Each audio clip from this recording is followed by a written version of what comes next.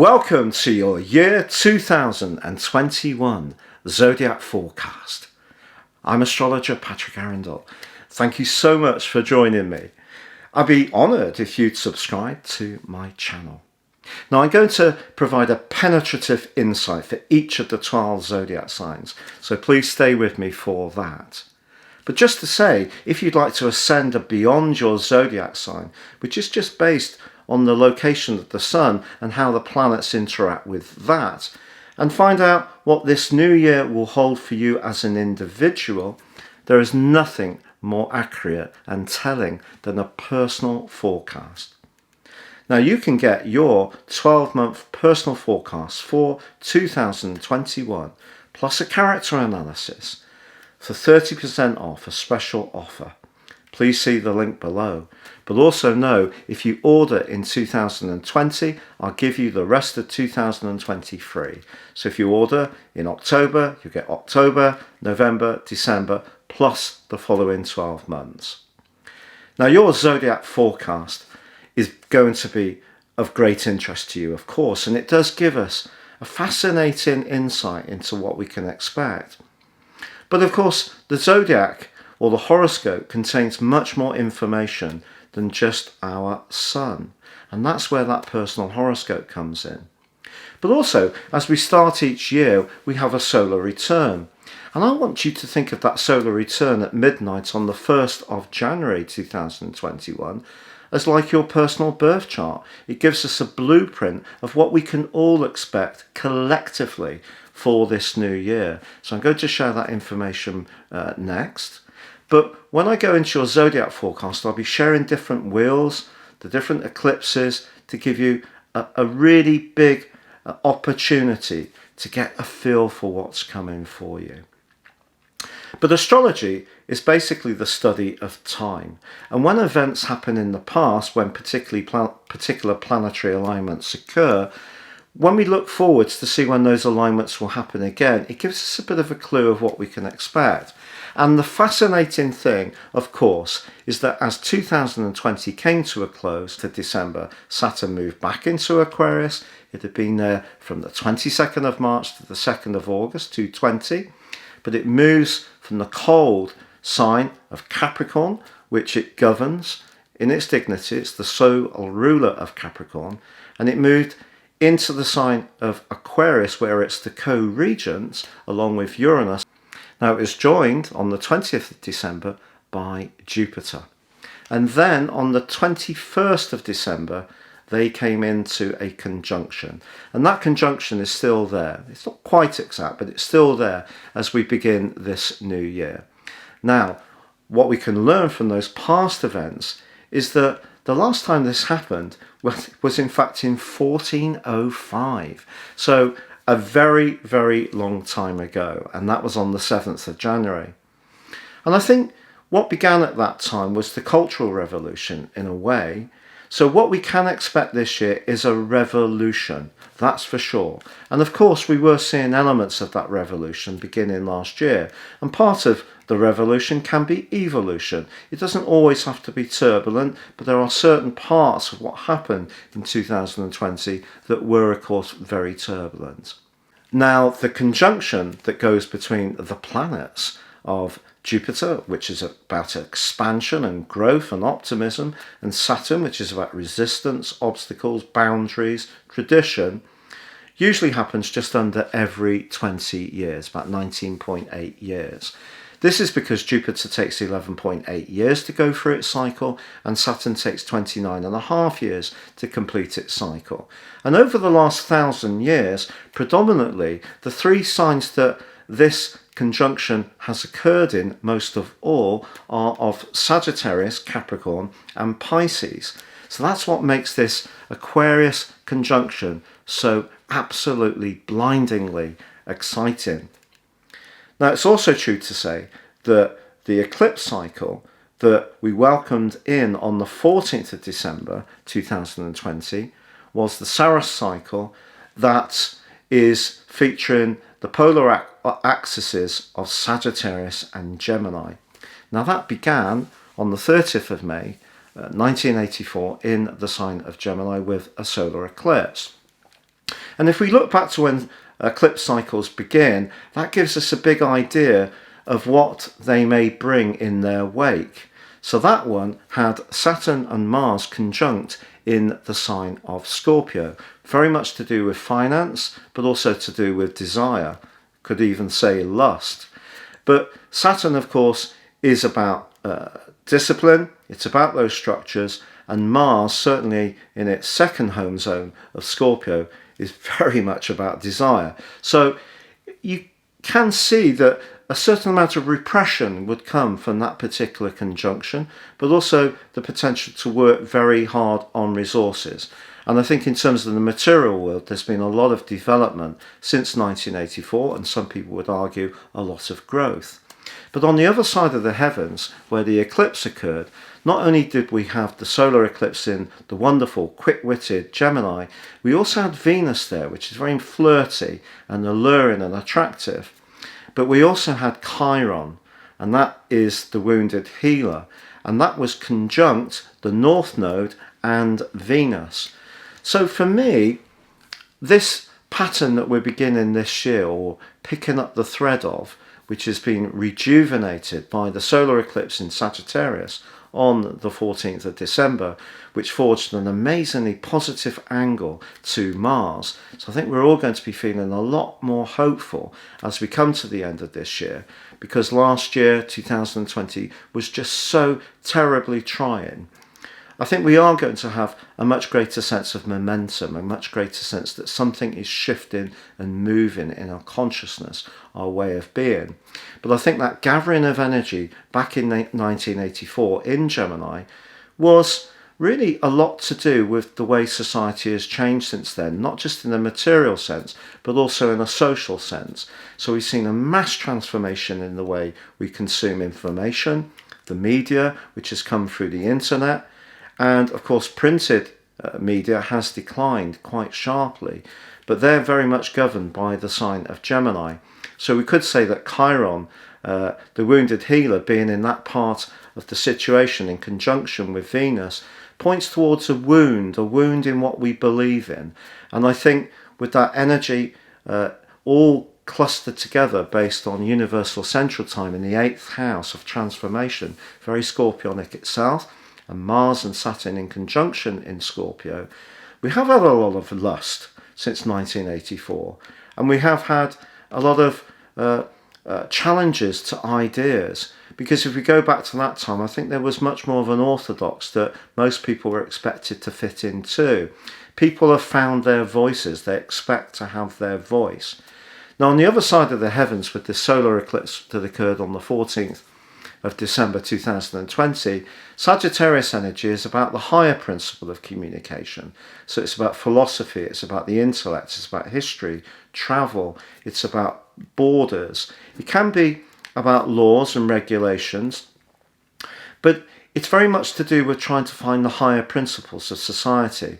And because it forged an amazing link with Mars, I think both being fire signs, after the really pulverizing difficulties of 2020, which saw the end of an eclipse cycle between the axes of Cancer, which is ruled by the moon, so that's very much to do with emotion, the family, security, the seas, the waters, if you like, and on the other side, the harsh, cold reality of business, big industries, and materialism in perhaps its most extreme form, which has battled with the need to find emotional security on the other side of the heavens in Cancer. So we've had this big battle going on over the last couple of years, which has really been very difficult.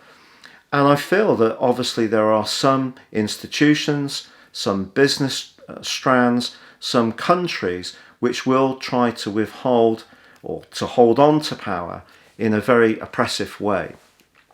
And on the other side of the heavens, we had the moon is the repressed emotions that have been held down for a long time, especially to do with civil rights and people speaking up much more ardently about what they want.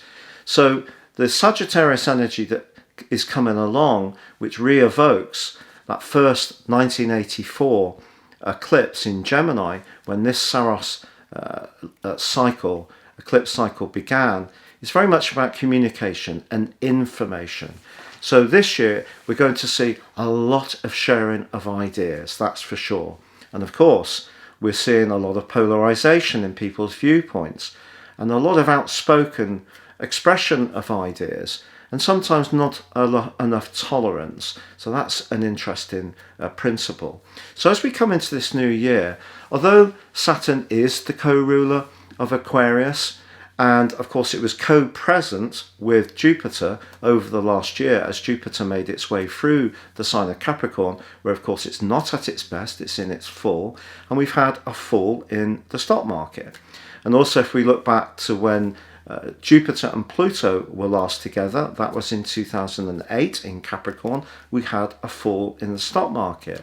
If we go back to that eclipse cycle beginning in 1984, guess where Jupiter was? Yes, in Capricorn. And guess what happened that year? Yes, we had a fall in the stock market. It wasn't perhaps as quite as catastrophic as 2008 or perhaps even 2020. And that might be because when Saturn and Mars are together, particularly in the sign of Scorpio, which is very much about marshalling investments and pensions and all the rest of it, I think that Saturn was probably a stabilising influence, and all that Gemini stuff was in the 8th house of business anyway. But the Dow Jones did shrink 4% in 1984, so we can see as Jupiter makes its way through Capricorn every 12 years or so, it's not for the best when it comes for finance, investment, business generally.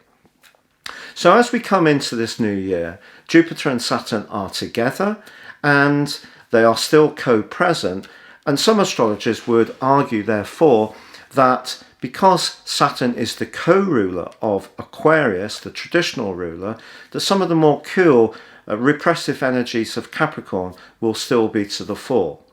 And they could be right. But for me, I think it's more about detachment. So what we're going to get over the next 2.25 years as Saturn makes its way through the sign of Aquarius is the Aquarius energies of kindness, of fairness, of truth can be melded to the more reserved nature of Saturn. So, for example, home working is very Aquarius, which has come about more because of COVID-19. It's very Aquarius, very independent. It's using technology, which Aquarius also welcomes for its modern ruler of Uranus. But in actual fact, I think it's going to lead to a lot of creeping isolation. I think people could kind of start to see that the world could become a kind of dystopianly detached place, which is not necessarily quite the utopia that people talk about for the Aquarian age. But that's where Jupiter can be a modifying influence for the cooler energies of Saturn. And I think the two together, as we turn into this new year, are going to be for the good. So this year is going to see Sagittarius and Gemini eclipse energy, apart from one lunar eclipse which will occur in the sign of Taurus. But what's really important is that Neptune, the planet of dreams, is going to be impacting all of these eclipses and also the North Node as we go through the whole of this year. The North Node is the kind of emotional direction of travel or society. It's in Gemini. It returns to 1 degree Gemini by the end of the year. But of course it's an air sign, just like Saturn and Jupiter begin the year in. So that airiness can be there, but that watery, eroding energy of Neptune can provide distortion. And I think the thing that's really going to be at stake this year, just as much as it has been in recent years, is the whole concept of the truth. You know, when we've got big media platforms saying it's not their role to govern the truthfulness or accuracy of what people say because everyone is entitled to an opinion, we're heading into really dark territory in my viewpoint. Traditional media, even if you're not a fan, has to live to certain parameters that come from regulation, even if sometimes they have stepped outside of it, probably quite often. But there is some regulation in place, whereas a lot of new media doesn't have any regulation, and that means that truth or facts get distorted to suit particular people's agendas. And I think we are going to still continue to have a lot of that in 2021. Now, the other thing that perhaps is not quite so well known is that although Jupiter will like being in Aquarius, and it is going to be much more expansive than it has been in the sign of Capricorn, it's not going to stay in Aquarius for the whole of this year. It's going to move mid-May into the sign of Pisces, and it's going to be there through to the 27th of July. Now, Jupiter, in fact, is the ruling planet or the co-ruler of Pisces, so it's returning home, and so that's an interesting one, but it does start to go into retrograde from the 20th of June for 4 months. So I think we might see a revival initially in the cruise industry by the middle of May. We might see bookings starting over again if COVID is coming back under a bit more control, as I believe it will. But I feel that once that retrograde begins, it is going to be very interesting how that affects the cruise industry. And the other thing I need to tell you is that in astrology, when we take a particular point like that solar return at the start of the year, we get a map just like your personal horoscope. And that solar return, I've created it based on universal central time. And the ascendant is actually in Libra, which is very much about finding balance. But the midpoint between the sun and the moon's in the sign of Leo as we begin this new year, and the sun will be in Capricorn as usual. So the midpoint between the two is 21 degrees in Libra. So this is going to be very much a Libran year. And 21 degrees Libra is quite a fascinating point, because it is going to be next to, or very close to, a fixed star which has the characteristic of both Saturn and Jupiter. And that fixed star is called Foramen. And Foramen is very much to do with journeys, particularly sea journeys. It's said to be broadly optimistic, but it can see passages from quite tumultuous events to much more enlightened understanding. And that seems to be where the world is at the moment. We have an opportunity to change how things are, but just finding a vaccine for COVID is not the answer. Many of us won't take it. And of course, many of us don't want to be ruled by fear, so we're going to carry on our lives. So it's an interesting fixed star to have on that midpoint, but also the midpoint is ruled in terms of the 12th harmonic, or the Dward, by the sign of Gemini. So, I'm talking about this Saros Eclipse series being very much to do with the polarities of Gemini and Sagittarius. Gemini, quick wits, communications, sharing of information, and the higher energy of Sagittarius. Now, like all zodiac signs, I'm not talking in terms of your zodiac sign or how you live within your zodiac sign, because we all have a choice to live to the best of our zodiac signs, or there is a more base instinct within each zodiac sign, and everybody has a choice. But this year predominantly is going to be about finding balance, it is going to be about communication, and it is going to be about trying to find a search for truth. Now, I mentioned before, what did I say for 2020? Well, the midpoint was actually in Aquarius, and it was conjunct Venus. And Venus in Aquarius is very much about us as a collective, and also is in the 4th house, which is about our sense of security. But we also had Neptune conjunct the moon as the solar return began for 2020. Quite incredible. So the Neptune in the sign of Pisces, which it governs, conjunct the moon. And Neptune is very much about gases, infections. It can be about uncontainable situations. It can be about distortion. It was also potentially very much about spirituality. It's about healing.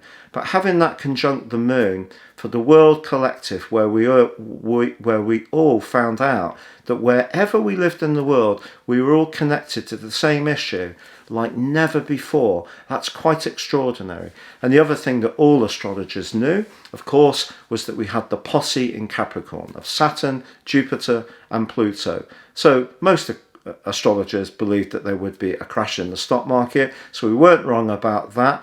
But the implications of this infection, COVID-19, very much was there in the stars. So this year, you can see that Neptune energies are still going to be very important, and that potential for distortion or dishonesty, perhaps from politicians particularly, it can be to do with how information is shared on social media platforms particularly, but it can also be to do with our imagination, or that we have choices about the way we want to live our lives.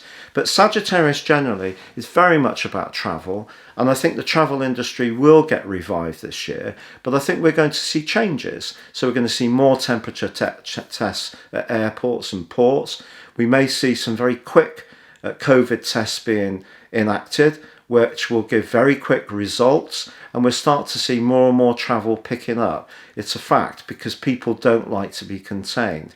And Sagittarius energy is about adventurism. It's about being very independent. And last year was very much about being locked in, which was very uncomfortable for many of us, because above all else, Sagittarius energy is about individual freedom.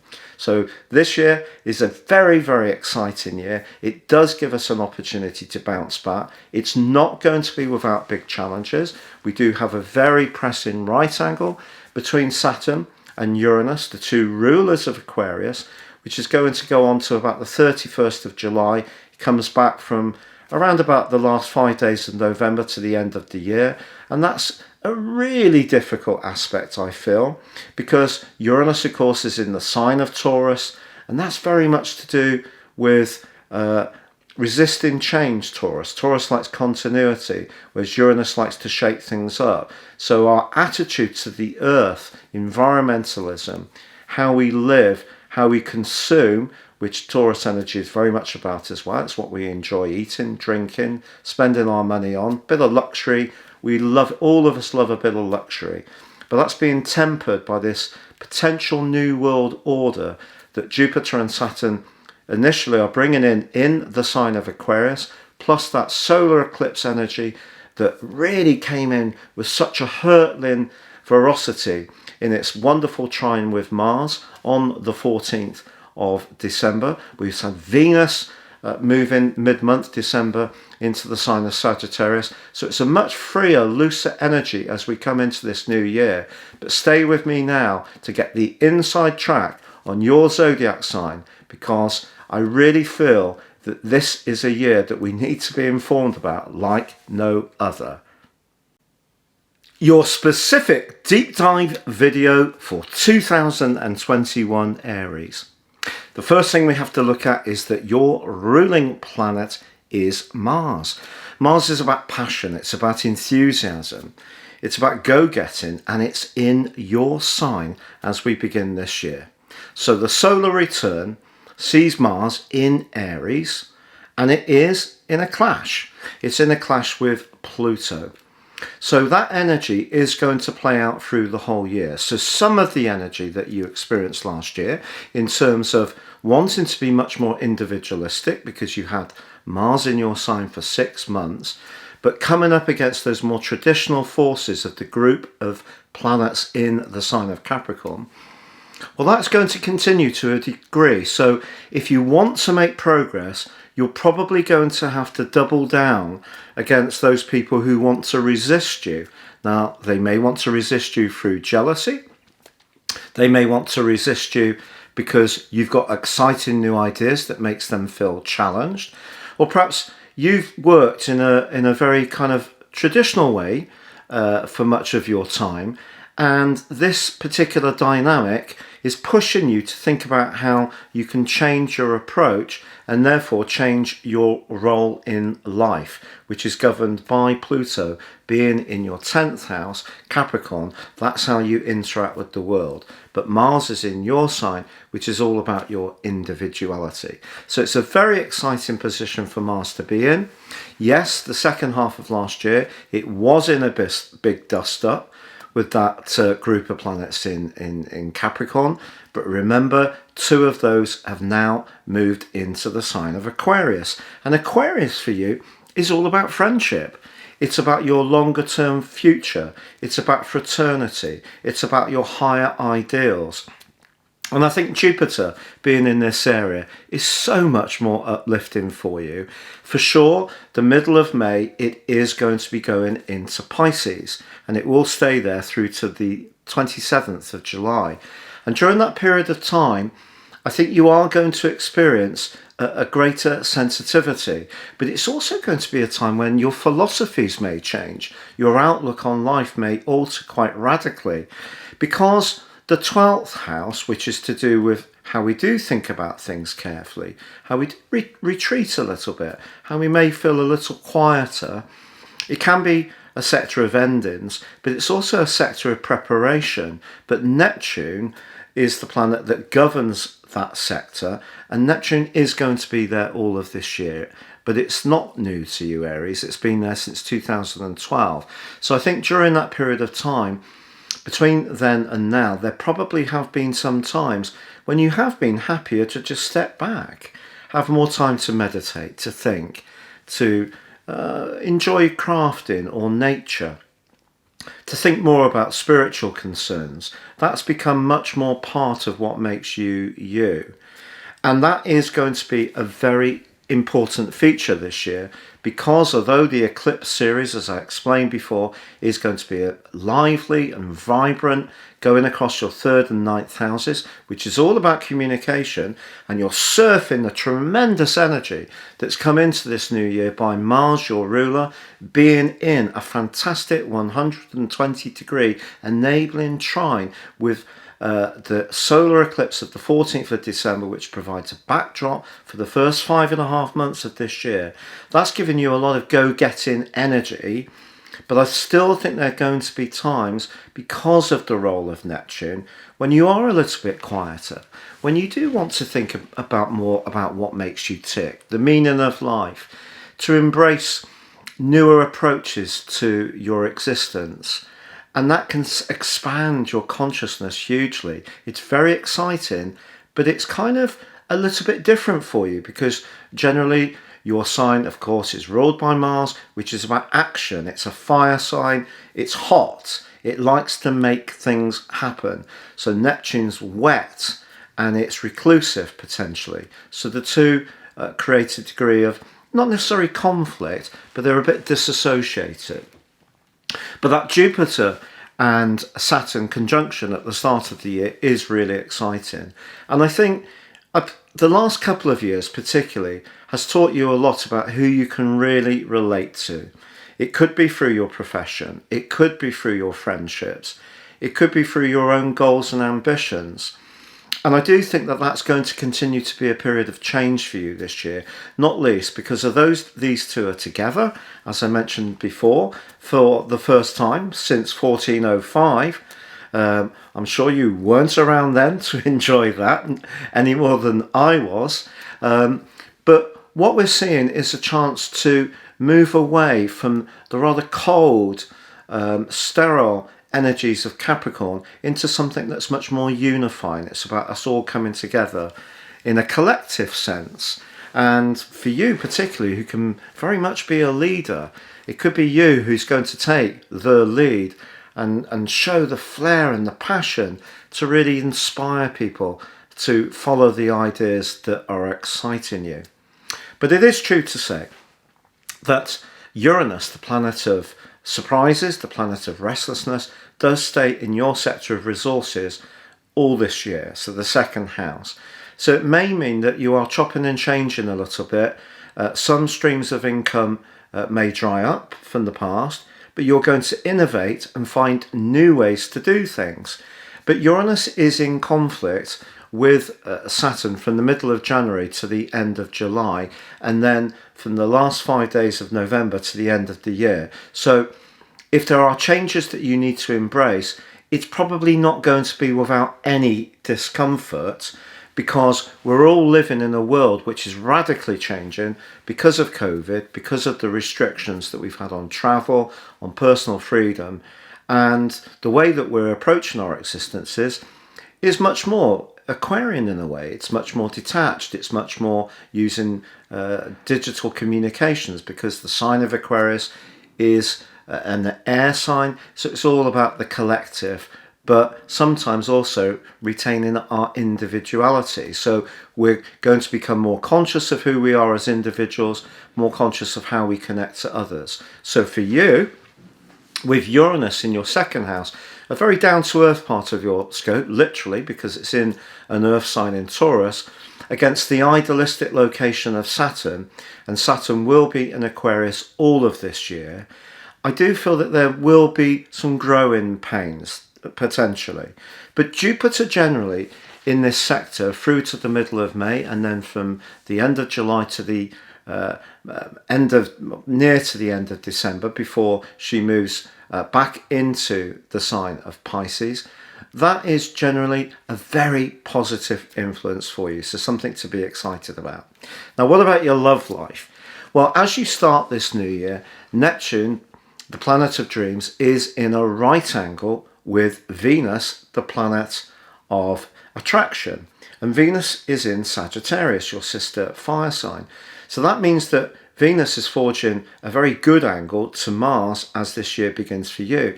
Your sex appeal, therefore, is going to be absolutely fantastic. And that can draw people to you. But what Neptune's telling you in terms of your choices all through this year, not just based on this solar return, it's telling you that you must carefully tune into your instincts. Now, I think Aries people are actually quite brilliant at listening to their instincts, because often on a hunch, you'll take action, whereas other zodiac signs will think very carefully before they decide to pitch in and do something, sometimes to the point of actually not doing anything. And you've already attacked something, tried it, sometimes it works for you, sometimes it doesn't, but you listen to that hunch and go for it. But this year, the need to listen to your sixth sense is absolutely paramount. I really can't stress this enough to you, because when it comes to your love life, you could meet someone who really does call out to a very sentimental and tender part of your being. It could be someone from your past. And that does hold some inherent risks, because unless someone has significantly changed, either you or they, or the dynamic between you has changed from how it was before, you could be setting yourself up for more disappointment. So use the detachment of Aquarius, of Jupiter and Saturn being mainly in Aquarius all this year. Use that detachment to protect yourself. Don't get swept away too much by the principles of a higher love. Be very grounded about what you need. And I think one of the things to guide you in terms of your choices around love and money is to be guided by your values. If you identify what your core values are and stick to them, and remember your core values may be different to another Aries person, but that will help you to create the personal template in order for you to thrive. And you really can thrive using those instincts to guide you, because it can tell you when you need to listen to those red flags. If they come up, they start waving, don't ignore them, because someone could be a little bit deceptive. When Neptune and Venus are in a right angle, it can be tricky. It can also create a sense that this person can be the greatest thing since sliced bread, but actually the reality could be something different. So it's vitally important, Aries, that you do stick with your belief systems, that you listen to your gut instinct, and that will help you to make some really valuable decisions. Now, I'm just going to put my glasses on now because my eyes aren't the greatest.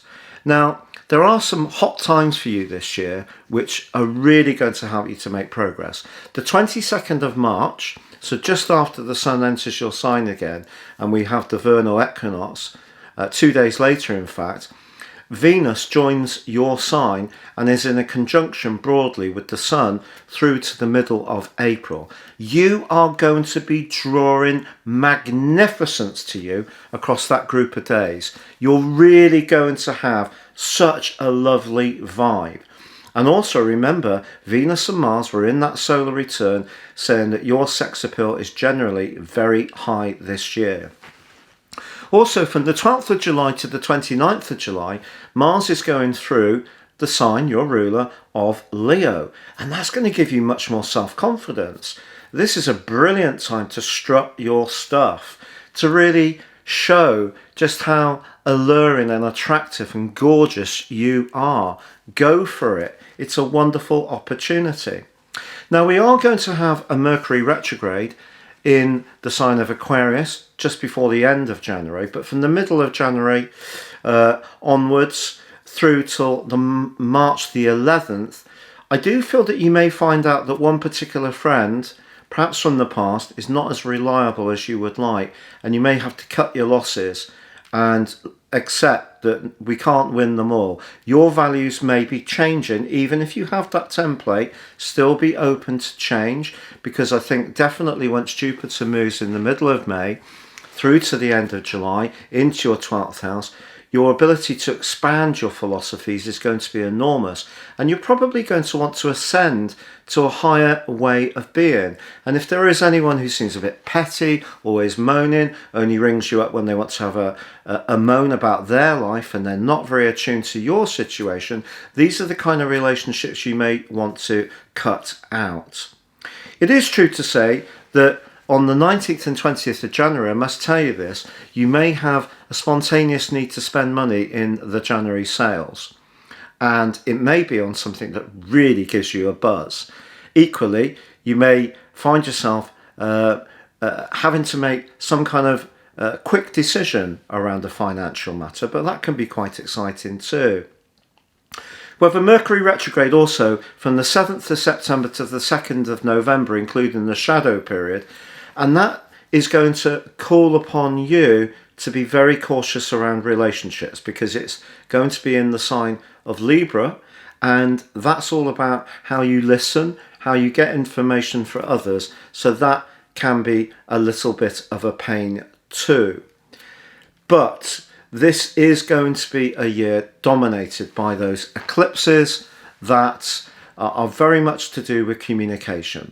So June the 10th, we have a solar eclipse in the lovely Gemini. It's really buzzing, but it's joining a retreating Mercury. So there's another retrograde going on, and both are squaring up with Neptune. So the next 6 months, the potential to be told things that aren't true is really high. That's why it's so important to listen to your hunches.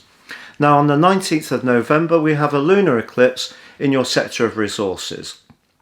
Just be conscious of making sure that you're balancing the books in terms of the ins and the outgoings. But December the 4th sees the second solar eclipse in 12 months in the sign of Sagittarius. So generally, you're going to have a lot more physical vitality, drive, enthusiasm, and go-gettingness this year. And I think with the ascendant on the solar return for us all, based on Greenwich Mean Time and Universal Central Time being in Libra, and the midpoint being in Libra, I do think relationships are going to be a big part of the story for this year. You're going to pull some magic to you. It's just about understanding Neptune. Do as much reading as you can about Neptune, particularly in the 12th house, because the potential there for confusion, distortion, deception, even self-deception is very, very strong. My progressed sun is in the sign of Aquarius. So I could be listening to this, and it could be very autobiographical for me in terms of relationships. Not so much in terms of Elisa and I hope, but certainly in terms of all sorts of worldly relationships. Trust is going to be an issue. Sticking to what you believe in, what defines you as a wonderful person that you are, full of enthusiasm, full of go-getting. And I think generally a much better year is in prospect. In terms of COVID, I think the fact that Neptune is so powerful in this chart, I don't think COVID is going to be knocked on the head. I think it's going to be more pushback, more awareness to how to avoid getting it, more checks. The technology will improve, the medicines will come in. Some people could choose to take the medicines, you may be one of them, and that may be a pushback, but it's going to be there with Neptune so strong on these eclipses. But for you, this can be a year of much greater energy and enthusiasm. I think last year was a year of tremendous frustration at times, especially in terms of your worldly hopes, your goals and ambitions, just seem to get blighted a lot. But this year, I think you can set your hopes higher, reach for the stars, be realistic, of course, and just listen to that inner voice. So I'd just like to reinforce the fact that this is for the Sun or the Ascendant for Aries. If you want your 12-month forecast for 2021 based on your time, date and place of birth, you can get the rest of 2023 if you order in 220, as well as the whole of 2021, plus your character analysis, and get 30% off. Please see the link below, or check out having a one-to-one personal consultation with me. If you see my testimonials below, I hope they provide some encouragement. But for now, I am wishing you a much, much better and more positive 2021 Aries. God bless and goodbye.